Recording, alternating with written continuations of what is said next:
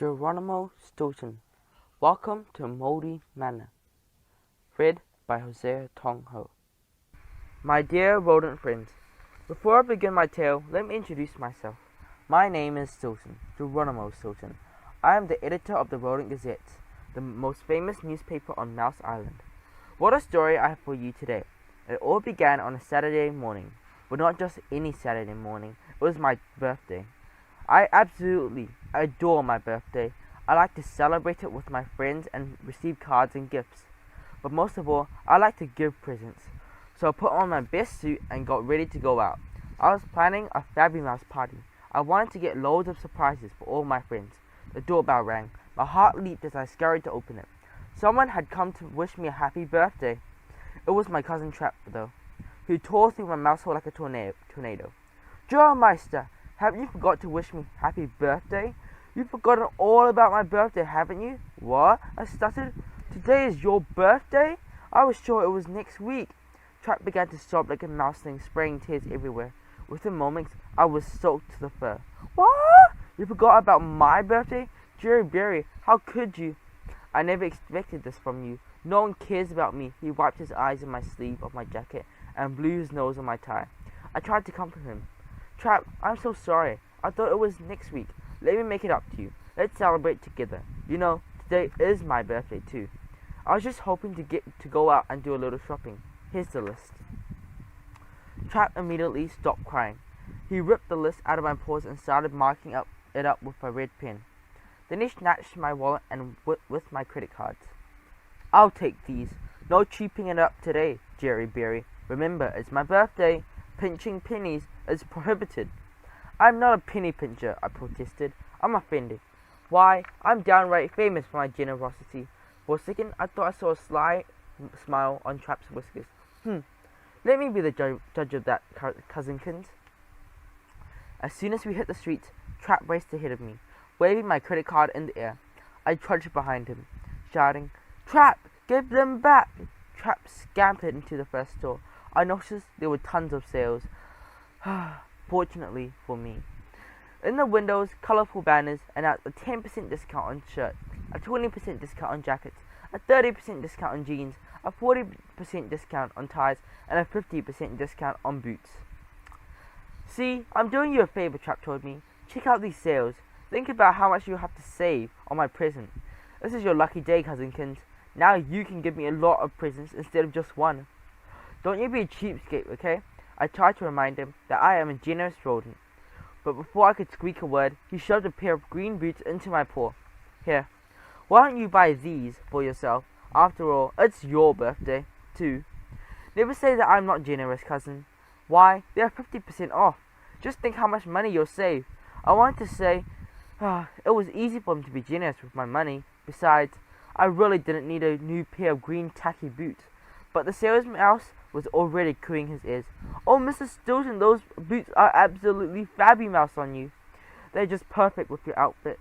You simply can't let this opportunity pass by you. Look, they're made of very shiny leather, with a soft padding and a non-slip sole. The style is so sophisticated, all sewn by Paul, with the silver spurs and real golden toes. It was too bad they weren't my size, but the sales mouse convinced me that a smaller size would be fine. You'll see how they stretch a little after wearing. You absolutely can't miss an opportunity like this. The sales mouse made me try them on, even though I couldn't tell they'd be too tight, and then I couldn't move them. They were stuck in my paws. I tried everything I could think of to get them off, but nothing worked. The store manager told me, this happened once before in 1928. There's only one solution. Freeze your paws. I've had a lot of humiliating moments in my life, but putting my paws into an ice cream shop's freezer ranks among the worst. When she saw that I couldn't take off, she tried everything. The sales mouse shrieked, So, are you going to buy them or not? My ears dropped with embarrassment. But what could I do? I had to say yes. Oh well, I guess I'll buy them. How much are they? When she told me the price, I thought I was about to scream. They're that much? What? How much? What? But Trap squeaked as if he was an official book expert. Listen to me. This is a real steal. Those boots used to cost twice as much. Don't you realize how much you're saving? I had two choices. I could buy the boots, or I could cut off my paws. So I bought them, even though they were way too small. Meanwhile, Trap was using my credit card to buy himself a mountain of presents. I didn't have the strength to protest. My paws hurt too much. I tried walking on my toes, but that hurt even more. I tried walking on my heels, but I lost my balance and fell flat on my snout. I tried hopping on my left paw, then on my right, then on both, but nothing worked. Finally, I gave up. I was just destined to have sore paws. Trap dragged me from one store to another. He just bought and bought and bought, then he tried to hide how much of my money he had spent by throwing away all the receipts. Trap's purchases. He bought a mouse pod, a mouse pad, mouse bone, including cases and battery chargers. He bought pillow made of fake cat fur, flowered flowered swim trunks, mouse bone stand shaped like a werecat scary, portable fridge in the shape of a mouse, pure gold, dishwasher safe sunglasses, toothbrush holders for him and her, golden egg cups studded with crystals, with a silver spoon, a set of porcelain plates with silver forks designed by Louis Masson, special cheese-scented organic toilet paper, watch with bullet and satellite feed, gold leisure suit because Trap's worth it, tissue box cover made from Persian cat fur, umbrella that turns into a shower, dress shirt with diamond buttons, lunchbox that plays the Mouse Island national anthem, pajamas for every day of the week, Scottish kilt and bagpipes, elegant hat guaranteed to give the wearer a distinguished air. Clinging to the excuse that it was his birthday, Trap kept on buying and buying and buying. Everything was on sale. Unfortunately, that meant I had to keep paying. Soon, my cash was all gone, but Trap had conveniently remembered to bring my checkbook. Then I used up all my checks and was forced to use my emergency credit card, the only one Trap hadn't already snatched. All of a sudden, the sun was setting, and I realized I was late for my birthday dinner. I gathered all of Trap's little packages, medium-sized packages, and big packages. There were so many of them, I had to call 1, not 2, not 3 taxis to pick up, but 4 taxis. Then I rushed to the restaurant where I had a reservation for dinner. Because it was my special birthday, I had invited my whole family, all my friends, and all my colleagues to the most famous, expensive, and delicious restaurant in New Mouse City, Le Squeaky. Still claiming that it was his birthday, Trap had invited a bunch of friends too. This dinner was going to cost me a tail and a paw, but a birthday comes only once a year, right? And it's so wonderful to celebrate together. When we entered the restaurant, everyone was ready, sitting at the table, waiting for us. Everyone was invited, and had come, and everyone was cheering. Happy birthday, Geronimo! Happy birthday, Trap! The restaurant's famous chef, Saucy Le Paws, came to greet us in his fur. Here was a chubby mouse with a smiley snout and a joke always at ready. Wiping his paw at his apron, he squeaked, "Good evening, Mrs. Stilton. What can I cook for you tonight?" Spicy Swiss pie with black truffles, parmesan pie with Russian caviar, or I also have a fresh mozzarella pie. I licked my whiskers. "Saucy, please, make us all those wonderful pies. My friends and I will gobble them up." "Yes, Saucy," my friends cried. "Bring us the first pie." We stuffed ourselves with exquisite, exclusive, and very expensive food all night long. At the end of the evening, Saucy brought us an enormous cake covered with whipped cream, melted cheese, and tiny candles. Trap and I blew out the candles as our friends shouted, "Happy birthday." When the bill arrived, I tried to use my credit card, but it didn't work. How very, very strange. "Don't worry, Mr. Stilton. You can pay me next time," Saucy assured me. I appreciate his kindness, but I was still very embarrassed. A Stilton always pays his debts. Just then, my grandfather, William Shortpaws, also known as Sheep Mouse Willie, took me inside. Grandson, why didn't your credit card work? And why did you need 3 taxis to carry all your packages? And why did you invite everyone you've ever met to the most expensive restaurant in New Mouse City? And why did you let Trap bring all his friends? Today isn't his birthday, it's next week, you silly mouse. He's always playing jokes on you. You spent a fortune. You turned into a huge spender. Your success has gone straight to your snout. Now it's up to me to put you in your right place. Moldy mozzarella. What a cheese brain I'd been. My mind was racing faster than a gerbil on a wheel.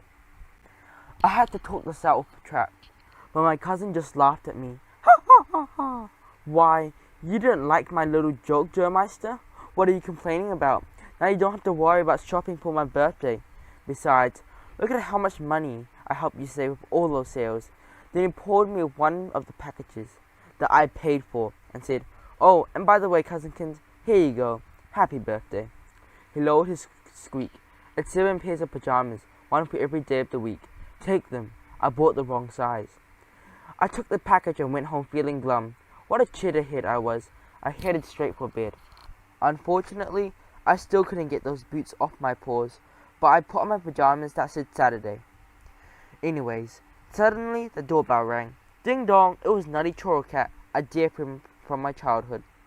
"Geronimo, I'm so sorry I didn't make it to your party.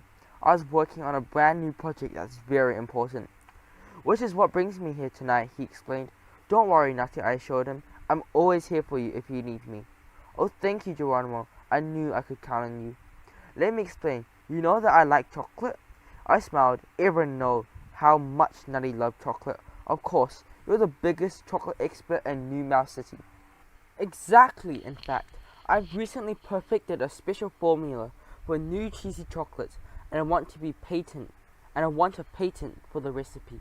But I need some startup money, and I don't have it. Would you be my partner in this new business?" Nutty poured me a cheesy chocolate to try. "I guess I will let my taste buds decide," I said, gobbling it up. Yum! I licked my whiskers. Holy cheese, that was the best chocolate I've ever tasted. "The chocolate is amazing, Nutty. Of course I would help you. How much money do you need?" Nutty told me the amount. It was a lot. Enough to buy a lifetime supply of cheesy chews. For a second I hesitated, but I trusted my friend Nutty and his experience as a chocolater. The amount Nutty needed was exactly the amount I always keep in my emergency safe. Not $1 more, not $1 less. I opened the safe up. "Use this wisely, Nutty. Patent our recipe right away." Nutty went away happy. "You won't regret this, Geronimo. It's mouse-terrific." The next day was Sunday. I woke up later than usual. I fixed myself some breakfast, checked the paper for the latest news, watered the plants on my balcony, and fed my little red fish, Hannibal. I switched on my laptop and went to my bank's website. Yawning, I glanced at how much money was in my account. Then I rubbed my eyes and blinked in disbelief. What? There was $0 in my account? Zero? I made it to my favorite porch chair just in time to faint. When I came to, the first thing I saw was that kind snout of my darling nephew Benjamin. "Uncle G, are you alright?" I slowly got up. "Yes, thanks, Benjamin. I just had a nightmare. I dreamed that I had no money in my bank account. But that's impossible." Then my gaze fell on my computer screen, and I saw that there was indeed no money in my bank account. This had to be a mistake. I was about to faint again, but before I could, the door swung open. And who would storm into my room? It was great-grandfather William. "Geronimo, what happened?" he boomed. "Grandfather, what are you doing here?" I cried. "Uncle Geronimo, I was worried about you, so I called him," Benjamin squeaked. Grandfather patted his little ears. "Very good, Benjamin. You knew what to do in the case of an emergency. Always call William Shortpaws. Now, Geronimo, you are paler than a slice of mozzarella. What happened? Tell me, and make sure it's the truth." Uh-oh. The last mouse I want to tell about my empty bank account was my grandfather. This is the reason his name is Cheap Mouse Willie. By the time he stopped scolding me, it would be time for my next birthday. This had to be the worst Sunday of my life. Grandfather Shortpaws stared me down like a hungry cat. Grandfather, I checked my bank account. Well, it would seem that it looks like, but it must be an error," I sputtered. Paws quivering, I pointed at the screen. When Grandfather saw that I had no money, his fur bristled. He raised his glasses so he could scowl at me freely. "You have $0 in your bank account?" he yelled. "You've squandered your life savings? But how? And why? I've been teaching you to save since you were a little mouseling." "Why, I started telling you about the value of hard-earned money when you were in your cradle. I gave you a piggy bank shaped like a cheese for your 5th birthday. I've been teaching you to save for years. Have you learned nothing from your grandfather? Grandfather, I can't explain it, I sobbed. I had thousands in my savings account just a day ago. I don't know why my balance can be zero. I paused to think for a moment. While yesterday, I did a little shopping with Trap. There were sales and I spent all my cash. I knew I used up all my checks, and then my credit card was declined. So you admit it, you wasted all your money, you silly cheese puff, Grandfather barked. There must be some mistake, I whispered. I need to talk to the bank immediately. But today is Sunday and it's closed until tomorrow. Quiet, let me think. If you keep on squeaking, I can't concentrate, Grandfather declared. Then he grabbed his phone and called someone. I couldn't tell who he was calling, although I did hear him grumble. My wasteful grandson needs to learn a lesson. Oh, he'll never forget. Yes, a lesson on saving. Must be made to learn the value of money. You think about it. Since you are experts, yes, I knew I could count on you. He hung up the phone and glared at me. I suppose now you want to ask me for help. Yes, I admitted. I will help you, Geronimo, but you must do as I say. Understand, Grandfather thundered. I hung my snout in shame, but I had no choice. I needed his help. Yes, Grandfather, I'll do whatever you tell me. Grandfather grabbed me by the paw. Good, now you'll be leaving immediately for a crash course in saving. But Grandfather, I began to protest. No buts, he shouted. You must leave immediately. I've arranged it all for you. If you don't learn fast, we'll be forced to sell the Rodents Gazette to pay for your debts. Sell the Rodents Gazette? Never, I yelled desperately. Yes, we can sell it to Sally Ratmouse. I'm sure she'd be interested.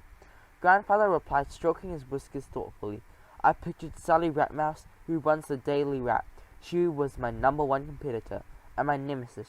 She'd tap her pink polished paw-nails on my telephone, put her paws on my desk, and boss around my staff, threatening to fire them every 5 minutes. Never. Come along now, grandson. Luckily you're here to whip your finances into shape. Grandfather scolded me. Okay, but where are we going? I asked. There's only one rodent who can help you. Samuel S. Stingysnout. I turned paler than a slice of Swiss cheese. Samuel S. Stingysnout is my uncle. He also happened to be the stingiest rodent on Mouse Island. Grandfather William passed me his cell phone. Here, call Uncle Samuel and speak to him yourself. I gave up and said hello to Uncle Stingysnout. Nephew, he squeaked in tragic tone.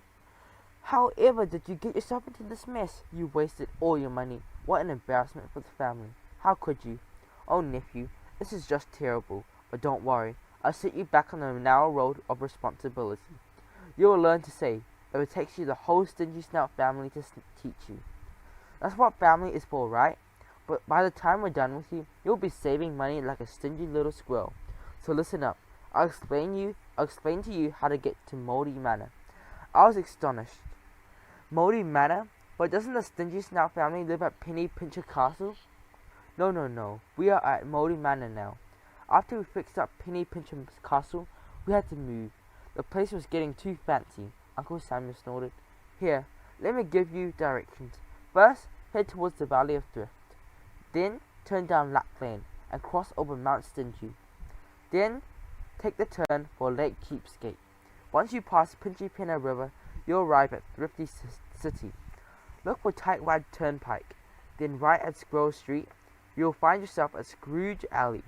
Moldy Manor is number 13. I'll be expecting you. I hung up. I was already dreading the trip, but I had to go to Moldy Manor if I wanted to save the Rodent Gazette. I didn't have a choice. My sister Thea scurried in. Geronimo, what happened? Your bank is at zero. Didn't you keep track of how much you spent? Yes, I stammered. But oh no, Trap threw all my receipts. Here, I bought you something, Thea said, pouring me a red notebook. Use it to write down everything you spend. I've been doing it for a while. It's a good habit to get into. It's very useful for keeping your money situation under control. As my sister Thea finished speaking, Benjamin returned. He poured me his piggy bank. Don't worry, Uncle G. Here's my piggy bank. I want you to have all my savings. I felt my tail sag with embarrassment. I wanted to be a role model for Benjamin, and now my little nephew was looking out for me instead. Trap followed Benjamin in. Joe Meister, what is you've got yourself into? Now who's gonna take me on vacation? Who will pay for my birthday parties now? He sighed. Don't worry, Jerry. We still love you. Take this token of my affection and generosity. He opened his paw and gave me a brown jacket button. A brown button? I said uncertainly. But all my jackets are green, Trap snorted. At this point, you have nothing, Cuddlekins. Are you really turning up your snout at my gift? Take it and say thank you. My fur turned redder than a cheese rind. Trap was right. I had nothing. I thanked him and scurried upstairs to throw a few things in my suitcase. Then I left for Moldy Manor. Grandfather had all my travel arrangements at a deep discount, so instead of a half-hour direct flight from Moldy Manor, it took me 3 hours in a third-class train compartment.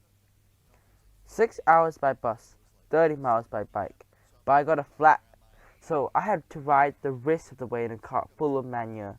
I had to travel the last mile by paw, and my new boots were pinching my toes like crazy. It was sunset by the time I arrived at Moldy Manor, though it was getting dark. All the lights were off. The manor was a large building. The color had stale cheese. I could tell it had been painted in ages. There were broken bricks and boards everywhere. Parts of the manor seemed unsafe. Uncle Samuel had posted signs that said things to go around the balconies. They may collapse. Go around the gutters or they'll fall on your snout. Go around or just go away. There were other signs too. We don't buy anything. Absolutely no loans. Especially not to friends and family. I looked around the dark for a doorbell, but all I found was another sign. No doorbell to save money. Fixing it. Go ahead and yell. You're only wasting your own breath. I let out a low moan. I really wanted to take off my boots, but they were stuck to my paws like a glue trap. I closed the door and stepped inside. It was so dark that I banged my snout against a column and gave myself a black eye. I shouted. I tried to turn on the lights, but an antique chandelier fell right on top of me, scraping my ear. Ow! I howled. As I hopped up and down in pain, a floorboard popped up and slammed down on my tail. Ouch, ouch, ouchie! Uncle Samuel strolled in holding a candle stump. Nephew, don't yell like that. You'll wear out your vocal cords, he scolded. You can't spare the money to buy you medicine for a sore throat. Uncle Samuel's son, Stevie, followed him into the room. Stevie was tall, thin rodent with a patchwork jacket. Behind him were Grandma and Grandpa, cheaply, who were shaking their snouts at me sadly. So you've turned into a big spender, eh, Geronimo? The Stingysnouts escorted me to my room. A strange sign hung on the door. This room for paying guests only. I pushed open the squeaky door. In the candlelight, I saw an ancient, broken-down canopy bed. I tried to close the curtain, which smelled of mold, but the canopy fell on my snout and left a big bump. Next, I tried to sit on a chair, but it had been chewed by termites and collapsed under me. When I tried to put it back together, I got a splinter in my paw. Then I tried to lie down on the mattress, but there was a spring sticking out, and it poked me right in the tail. As I was checking the bump on my snout, examining my wounded paw, and massaging my tail, Uncle Samuel approached me with his paw outstretched. Okay, nephew, time to pay up. I was astonished. What? I thought I was your guest. Didn't you see the sign for the door? This room is for paying guests only. You must pay for your stay. So pour over dough. This is your first lesson, nephew. If you want to save money, never give away anything for free. Why, that wasn't saving money. It was stinginess. But I wasn't in a position to protest. Uncle, you know very well that I don't have any money, I replied. Uncle Samuel sighed. All right, because you're family, I'll let you barter. In return for your room, you can give me your nice gold watch. This gold watch was a gift from Thea. Dear reader, I really didn't want to pore over that watch. My sister Thea had given it to me years ago, and I loved it dearly. But I had to stay at Moldy Manor to complete my crash course and save the Rodents Gazette. Uncle Samuel snatched the watch out of my paw. Then he turned tail and left good night. Try not to dream too much. You need to save your energy, shouted my uncle. Once he was gone, I realized there were tears in my eyes. I was alone and desperate. I missed my cozy house, my super comfy room, my super full refrigerator, my little red fish, my family, and most of all, my darling nephew Benjamin. I let out a low moan. I really wanted to take off my boots, but they were stuck to my paws like a glue trap. I closed the door and stepped inside. It was so dark that I banged my snout against a column and gave myself a black eye. I shouted. I tried to turn on the lights, but an antique chandelier fell right on top of me, scraping my ear. Ow! I howled. As I hopped up and down in pain, a floorboard popped up and slammed down on my tail. Ouch, ouch, ouchie! Uncle Samuel strolled in holding a candle stump. Nephew, don't yell like that. You'll wear out your vocal cords, he scolded. You can't spare the money to buy you medicine for a sore throat. Uncle Samuel's son, Stevie, followed him into the room. Stevie was tall, thin rodent with a patchwork jacket. Behind him were Grandma and Grandpa, cheapily, who were shaking their snouts at me sadly. So you've turned into a big spender, eh, Geronimo? The Stingysnouts escorted me to my room. A strange sign hung on the door. This room for paying guests only. I pushed open the squeaky door. In the candlelight, I saw an ancient, broken-down canopy bed. I tried to close the curtain, which smelled of mold, but the canopy fell on my snout and left a big bump. Next, I tried to sit on a chair, but it had been chewed by termites and collapsed under me. When I tried to put it back together, I got a splinter in my paw. Then I tried to lie down on the mattress, but there was a spring sticking out, and it poked me right in the tail. As I was checking the bump on my snout, examining my wounded paw, and massaging my tail, Uncle Samuel approached me with his paw outstretched. Okay, nephew, time to pay up. I was astonished. What? I thought I was your guest. Didn't you see the sign for the door? This room is for paying guests only. You must pay for your stay. So pour over dough. This is your first lesson, nephew. If you want to save money, never give away anything for free. Why, that wasn't saving money. It was stinginess. But I wasn't in a position to protest. Uncle, you know very well that I don't have any money, I replied. Uncle Samuel sighed. All right, because you're family, I'll let you barter. In return for your room, you can give me your nice gold watch. This gold watch was a gift from Thea. Dear reader, I really didn't want to pore over that watch. My sister Thea had given it to me years ago, and I loved it dearly. But I had to stay at Moldy Manor to complete my crash course and save the Rodents Gazette. Uncle Samuel snatched the watch out of my paw. Then he turned tail and left good night. Try not to dream too much. You need to save your energy, shouted my uncle. Once he was gone, I realized there were tears in my eyes. I was alone and desperate. I missed my cozy house, my super comfy room, my super full refrigerator, my little red fish, my family, and most of all, my darling nephew Benjamin. I decided to call him, but I couldn't get a signal on my phone. Weird. Instead, I thought I would take a hot shower. I needed it after the ride in my manual cart. I lathered up my fur and turned on the faucet. A jet of ice-cold water sprayed me in the snout. That's when I noticed another sign. Insert coins for hot water, otherwise cold water only. I didn't know what to do. Would I rather rinse off with cold water or have soapy fur? I didn't want to catch a cold, so I decided to keep my fur sudsy. But my boots were already filled with freezing water, and there was an icy draft blowing from a broken window. So I caught a chill anyway. The sheets reeked of mold. I put a clothespin on my snout, so I wouldn't suffocate from the stench. The only thin blanket was infested with fleas. Soon I had bites all over, and my boots were still soaked with water, which made it impossible to sleep. What an unbearable night at Moldy Manor. The next morning, I got up and headed down to the kitchen. Uncle Samuel was there to greet me. Nephew, eat some breakfast, so you have energy for our crash course in saving. My fur went whiter than a mozzarella ball when I saw what was on the kitchen table.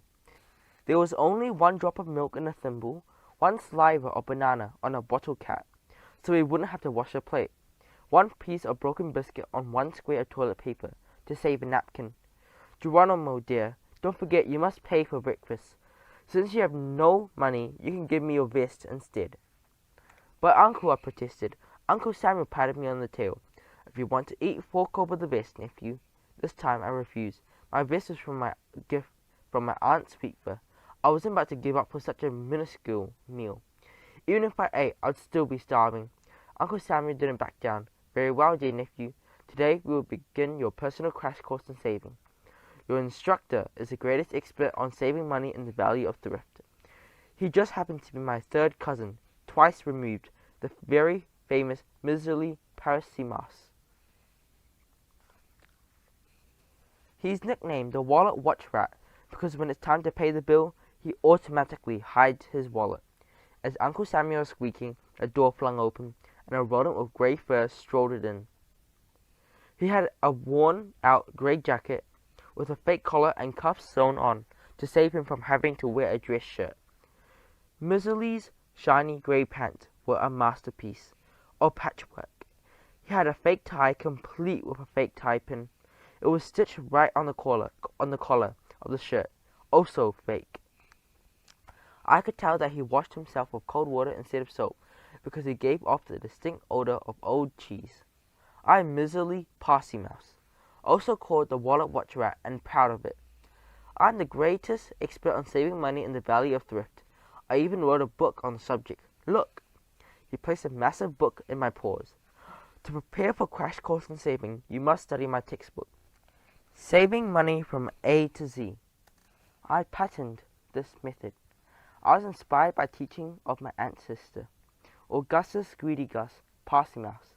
Now, there was a mouse who knew how to save. Compared to him, I am an amateur.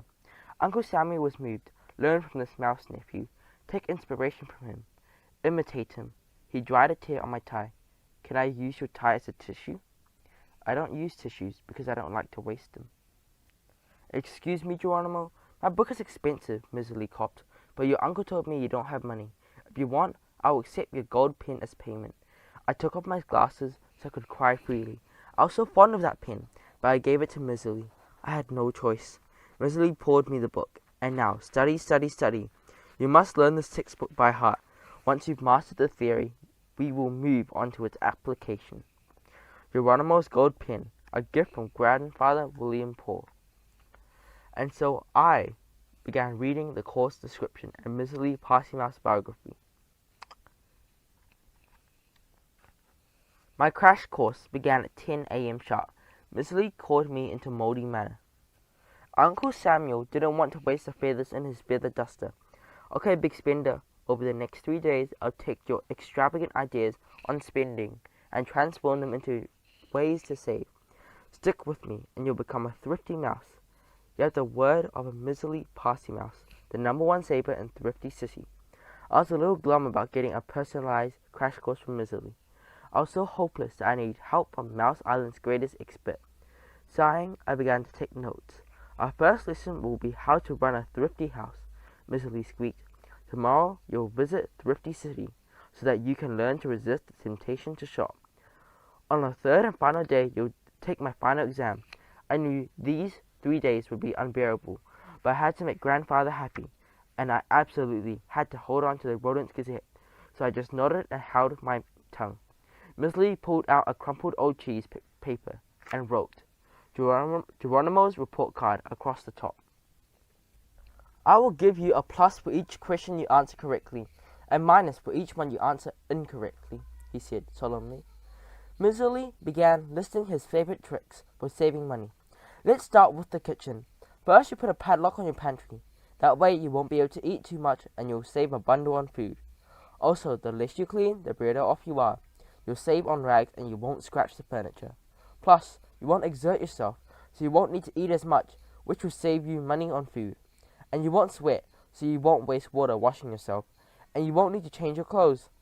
Miserly grinned at me. The ideal would be to learn not to breathe, so you don't waste air, but no one has ever figured out a way to do that. My great-grandfather tried, but he died during the course of the experiment. Poor rodent. We went into the living room, where the furniture was still covered with plastic, like it had been the day it was delivered. Miserly pointed at the chairs and couches proudly. See? Your uncle never unwrapped them, so they won't be damaged. What a brilliant way to save. In the fireplace, there were flames, but it was so cold in the room. I realized they were painted on. Are the flames painted on to save wood? I asked Miserly. Miserly marked a plus on my report card. Very good. See, you're already beginning to catch on. We're headed for the bathroom. Remember, don't use energy and you won't sweat, and then you won't have to wash yourself, Miserly advised me. Then it was time for the bedroom. Miserly kept me there for hours, explaining all secrets to saving. We finished the lesson in the hallway, where he showed me the wallpaper. It was made of paper scraps glued to the wall. To save money, obviously. At the end of the day, Miserly said, "Goodbye, sleep well, Geronimo. Tomorrow we'll be busy with your tour of Thrifty City." Despite all the energy I'd saved, I was exhausted. I was also starving. I ran to the kitchen where Uncle Samuel was waiting for me. "Ah, nephew, you're too late. Dinner had already been served, and there's nothing left over. I'm sorry, but you simply must get here earlier."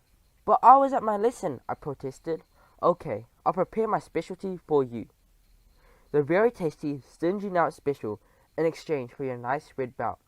This time I couldn't refuse. I was hungrier than a rodent on a mouse-fast diet. I chomped on a teeny tiny sandwich, 2 slices of stale bread with a crust of cheese and a drop of rancid mayonnaise, topped with sliver of moldy cucumber. "By the way, did you squeak to Benjamin?" Uncle Samuel asked. "He phoned you earlier and he said he wanted to squeak with you, but he didn't say why." The thought of Benjamin cheered me up. "Oh great, I'll call him back now." Uncle Samuel pointed at the ancient phone hanging on the wall. "Oh sorry, this telephone only receives calls. You can't call out from here. And don't bother trying to use your cell phone. There's no service." I let out a deep sigh. Well, at least I'd saved money on my phone bill. There was nothing left to do but to go to bed. At least I didn't have to take a shower, a cold shower. With all the energy I'd saved, there was no need to wash up. At breakfast the next day, I was ravenous. For a fee, Uncle Samuel prepared me a slice of a toast spread with a light layer of cream cheese. I devoured it. After I finished, I even picked up all the crumbs off the table and ate them. Uncle Samuel approved. "Well done, nephew. See, you've already learnt so much not to waste a single crumb." In exchange for the toast, he'd made me give him my jacket. The day was reserved for a tour of Thrifty City, the capital of the Valley of Thrift. Miserly came to get me, on paw, naturally, so as not to waste gasoline. I would have preferred not to walk, since the green roots were pinching my toes more than ever, but I didn't want to waste any energy protesting. When we arrived in Spendthrift Square, the center of the Thrifty City, I looked around curiously. The signs on all the stores were shut off. "What time do the stores open here?" I asked. Miserly shook his head. "What a waste of a breath that question is, Stilton. The stores are already open, but the signs are obviously turned off to save money." He marked a minus on my report card. I smacked myself on the snout. What a cheese brain I was. I should have known why the signs were all off. To save electricity, of course. Geronimo's report card. Saving, plus, minus, minus. Cheapness, minus. Thriftiness, minus, minus, minus. Wastefulness, plus, minus. Stinginess, minus, minus, minus, minus, minus, minus, minus, minus, minus. I spotted a rodent pushing a motorcycle with the engine turned off. Thinking it was broken, I went over to help him. The rodent was offended. "Mister, has the cheese slipped off your cracker? There's nothing wrong with my motorcycle. I'm just pushing it to save gas." Naturally. Miserly marked another minus on my report card, but this time he didn't bother saying anything to save his breath. What a silly snout I was. I was trying my hardest, but I couldn't be as stingy as Miserly and Uncle Samuel. It just wasn't in me. I began to get very thirsty. The toast spread with cream cheese was going up and down in my stomach, like a roller coaster of Mousy World. I needed to drink something, but I knew better than to ask Miserly to buy water. I didn't want any minuses on my report card. I looked around for a water fountain, but there wasn't one. That's when I saw a bicycle with iron wheels pass by. Miserly sighed, predicting my question. He said, "The wheels are made of iron to avoid wearing out the rubber tires," naturally. But now I was parched. When I saw a fountain, I dashed over to get a drink. But, surprise! In Thrifty City, even the public water fountains have a fee. "How much does it cost?" I asked Miserly. "Too much. Wait till we're back at Moldy Manor, Geronimo," he replied. I was terribly thirsty, but Miserly led me away, paw by paw, saying, "Enough wasting time. Now we'll begin a new lesson on how to resist the temptation of shopping. After today, you won't be a big spender anymore. You have the miserly guarantee. As we scampered along Main Street, I spotted many signs for sale. To help me resist the temptation, Miserly put a mousetrap in my wallet. He made me wear special mittens with a padlock on the wrist so I wouldn't be able to sign any checks. Then he gave me a mouse pod with headphones. I was hoping for some relaxing music, but it turned out to be Miserly's squeak repeating the words, "Friends don't let friends spend." Finally, he made me put on dark glasses so I wouldn't be lured into shops. Unfortunately, the glasses were so dark I couldn't see a thing, and scampered straight into a lamppost. Ouch! That hurt. At the end of the day, I was zonked by the night. I never closed my eyes. Between the fleas biting my furs and the boots pinching my paws, I was in agony. The next morning, my eyelids were heavier than a pound of petrified parmesan. I could hardly move, but I reminded myself it was the last day. I could take the test, and then I could go home. I dragged my sorry tail into the living room of Moldy Manor. Miserly was there waiting for me. Solemnly, he poured me the Mouse final exam. "I recommend you answer these questions honestly, Geronimo," he advised me. I sat at the desk and began to read the test. Holy cheese! If I answered honestly, I'd never pass. I swear on the block of cheddar, I am not now, nor will I ever be a penny pincher. I couldn't bring myself to lie. I just couldn't fake it. When I'd finished, I poured my paper back to Miserly. "I'm sorry, but I don't think I passed the test." I sighed. I can't pretend to be stingy. I like to share what I have with my friends. And now that I have less, it just means that I will have to share less. "Miserly, I want to thank you," I continued. "Your crash course really taught me how to save money. Even if it's more of a course on stinginess than on saving." Miserly's snout was filled with emotion. He dried a tear and wiped his snout on my tie. To avoid wasting tissues, of course. "That was beautiful, Geronimo. I am moved," he said. "Although we are very different, and you are a shameless squanderer, I've come to respect you." I shook his paw, "and I respect you too. Thank you for everything you've taught me." Miserly squeaked my paw. "How wonderful. Now we are the best of friends. But you still need to pay for the crash course. I never give credit, especially not to my friends." I would like to pay you, but I really don't know how I can," I said. He raised an eyebrow and pointed to my boots. "What about those?" I shrugged. "It's a deal. If you can get them off, they're all yours." Miserly soon realized he'd gotten more than he'd bargained for. He called in the whole Stingysnout family to help. Together, they began to pull and pull and pull, and suddenly there was a loud pop, and my paws were free at last. Thank goodness! What a relief! And P.U., what stinky paws! It was time to say goodbye. I really wanted to know the results of the test, but Miserly said he promised to tell Grandfather first. I scurried home to my snug little mouse hole. I was weary, worn, wiped out, and absolutely starving. In the fridge, I had nothing but leftover cheese rinds. They seemed a little hard, but I ate them anyway. They couldn't be worse than the meals at Moldy Manor. How delicious they tasted, how soft my bed felt, and how cozy my apartment was. But despite all this, the comforts of home, I was still stressed about my score on the test. The next morning, my doorbell rang. It was Benjamin and Grandfather Shortpaws. I was thrilled to see him. "Grandson, how was the crash course in saving?" Grandfather demanded. "It wasn't a crash course in saving. It was an advanced course in stinginess," I replied. "It was terrible. I only stayed because my bank account is at zero, and I didn't want to lose the Rodents Gazette. So tell me, how did I do on the test?" My whiskers trembled with anxiety as I waited for my grandfather's answer. Well, grandson, I have bad news and good news," Grandfather said. I had a feeling my grandfather was nervous. But why? Grandfather never got nervous about anything. "Look, Geronimo, what I need to tell you is," he stammered. Then he took a deep breath. "The bad news is you didn't pass." I tore at my fur. "Oh no! I've lost the Rodents Gazette!" I cried. Grandfather cut me off before I could squeak another word. "But the good news is that you have more than $0 in your bank account." "What?" I shrieked. "But I saw the balance with my own eyes. My account was at zero." Grandfather snorted. "Geronimo, your account showed a balance of zero on Sunday morning. But on Monday, your bank called to say there was an error. You actually still had money in your account." I sighed with relief. "So everything is okay." Why didn't you tell me right away? I called you, but you didn't answer the phone at Moldy Manor. You can't call back, Benjamin squeaked. Well, grandson, I hope you're not going to complain, grandfather said. The crash course was good for you. In the future, you should think twice before you spin. It was true. The course had been good for me. I could never become stingy, but the class had helped me understand the importance of saving, so that I'd have more to share with others. Just then the telephone rang. Hello, this is Geronimo, I said, picking it up. It was my dear friend, Nutty Chocolate. Hi, Geronimo, he cried enthusiastically. While you were away, I opened our store, Chocorat's Chocolate-O-Rama. It's been a smash success. Our cheesy chocolates have sold out, and we've made a fortune. How fabby, Mouse! I passed on the news, and my grandfather congratulated me. Grandson, I must admit you were right to make that investment, he said grumpily. I knew that store would do well. In business, you must take risks to succeed. You took a risk, and it paid off. Well done.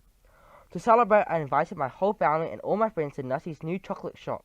I even asked Trap along, although he was the one who made this mess, and then left me alone to flail like a fly in fondue. But I can never stay mad at my cousin for long.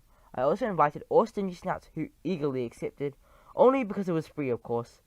Nutty had dozens of chocolates to sample, and everyone crowded around to try them. And so, this strange adventure ends at a happy ending. I thought I'd lost everything, but instead I learned a lot and made a new friend. I discovered the art of saving, but also the importance of staying true to myself. See you next time, dear reader. Till then, I'll be surrounded by my loved ones, chewing on the finest chocolates on New Mouse Island.